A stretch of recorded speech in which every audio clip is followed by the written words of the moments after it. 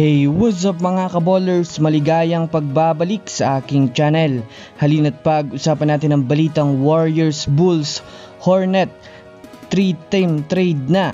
At ang balitang Rockets, tinapos na ang trade talks kay Jalen Green. Tara na't pag-usapan natin yan dito sa Basketball Hot Shots.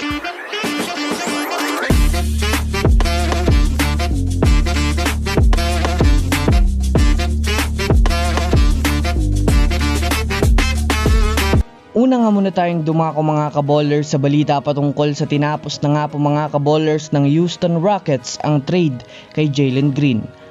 Well, alam naman nga po natin sa ngayon mga kaballers na naging plano ng Houston Rockets ng nakaraan ang pag-trade kay Jalen Green upang makakuha ng bigating superstar. Ngunit ayon nga po mga kaballers sa ipinahayag ng kanilang mismong general manager, tinatapos na nga po nila mga kaballers ang trade talks kay Jalen Green at ipapriority na lamang nito mga kaballers ang pag-develop sa talento ni Jalen Green sa pamamagitan ng pag-focus sa pagbigay sa kanya ng malaking playing time. Kung susumadayan natin mga kaballers, mahihirapan talaga ang Rockets na makahanap ng bigating superstar kapalit ni Jalen Green.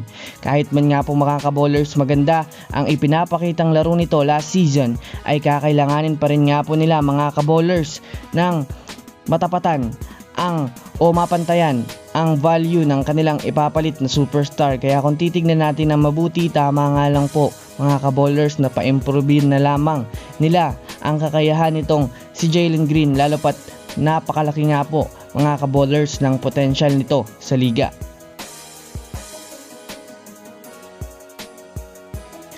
Samantala, dumako naman tayo mga kaballers sa posibleng 3-team trade ng Warriors, Hornets at ng Bulls ngayong off-season. Alam naman nga po natin mga kaballers na ibinalita nga po mga kaballers na hindi pa rin kontento ang mismong general manager ng Warriors na si Mike Dunleavy Jr. sa kanilang lineup ngayong off-season. Ayon nga sa kanya, mas kakailanganin nga po nila na makuha ang kanilang improvement sa kanilang lineup ngayon sa liga. Kaya marami nga pong mga NBA analysts ang naglalabas ng mga trade proposal para sa Warriors, kagaya na lamang nitong posibleng trade proposal sa kanila ng Warriors, Hornets at ng Bulls.